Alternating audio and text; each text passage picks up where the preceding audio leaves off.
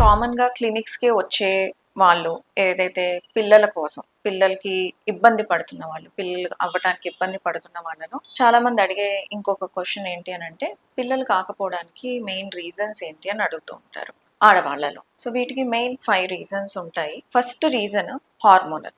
Hormonal అంటే కొంతమందికి PCOD ఉండొచ్చు, కొంతమందికి థైరాయిడ్ సరిగ్గా ఉండకపోవచ్చు. అంటే ఎక్కువైనా ఉండొచ్చు, లేదు తక్కువైనా ఉండొచ్చు. లేదా ప్రొలాక్టిన్ అనే హార్మోన్‌లో ఫ్లక్చుయేషన్స్ ఉండొచ్చు. ఇవి హార్మోనల్ రీజన్స్. దీనివల్ల ఎగ్ గ్రోత్, మెచ్యురేషన్, ఓవులేషన్ అనేది సరిగ్గా అవ్వక దానివల్ల ప్రెగ్నెన్సీస్ రావు. సెకండ్ కామన్ రీజన్ మనకి ట్యూబ్స్ ప్రాబ్లం ఉండటం. అంటే ఫెలోపియన్ ట్యూబ్స్ ఎక్కడైతే ఎగ్, స్పెర్మ్ కలుసుకొని ఫెర్టిలైజేషన్ జరిగి ఒక పిండం ఏర్పడి అది మళ్ళీ వచ్చి గర్భసంచికి వచ్చి అతుక్కుంటుందో ఆ ప్రాసెస్‌కి ఏదైతే ఫెలోపియన్ ట్యూబ్స్ అనేవి చాలా ఇంపార్టెంట్ ఈ ప్రాసెస్ అంతా అవ్వటానికి. ఆ ట్యూబ్స్‌లో ఏదన్నా బ్లాక్స్ ఉంటే ఏదైనా రీజన్ వల్ల కొంతమందికి అది ఇన్ఫెక్షన్ అవ్వచ్చు, కొంతమందికి ఎండోమెట్రియోసిస్ అనే ప్రాబ్లం అవ్వచ్చు. ఈ ప్రాబ్లమ్స్ వల్ల ట్యూబ్స్‌లో ఏదన్నా బ్లాక్స్ ఉంటే కూడా ప్రెగ్నెన్సీ రావడానికి ఇబ్బంది పడుతూ ఉంటారు.